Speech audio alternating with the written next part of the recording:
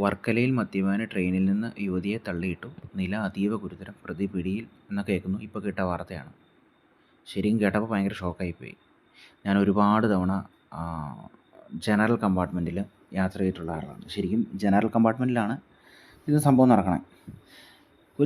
എൻ്റെ ഒരു എക്സ്പീരിയൻസ് എന്ന് പറയുകയാണെങ്കിൽ ജനറൽ കമ്പാർട്ട്മെൻറ്റിൽ കൃത്യമായിട്ടുള്ളൊരു ചെക്കിങ്ങൊന്നും നടക്കുന്നില്ല. TTR വരുന്നില്ല. വല്ലപ്പോഴും വന്നാലായി ഒരു ഇതിന് വന്ന് ചെക്ക് ചെയ്തിട്ട് പോണു. ആർക്ക് വേണേലും കയറാം, ആർക്ക് വേണേലും എവിടെ വേണേലും ഇറങ്ങാം അങ്ങനൊരു ശരിക്കും രീതിയാണ് ജനറൽ കമ്പാർട്ട്മെൻറ്റ്. ടിക്കറ്റ് എടുക്കുന്നു, ആരും ചെക്ക് ചെയ്യുന്നില്ല. ശരിക്കും അതൊക്കെ കൃത്യമായിട്ടുള്ള ചെക്കിങ്ങും കാര്യങ്ങളും ഉണ്ടെങ്കിൽ ഒരിക്കലും ഒരു പരിധി വരെ ഇതൊക്കെ ഒഴിവാക്കാൻ പറ്റും. കാരണം നമ്മൾ പല സംഭവങ്ങളും കേട്ടിട്ടുണ്ട്.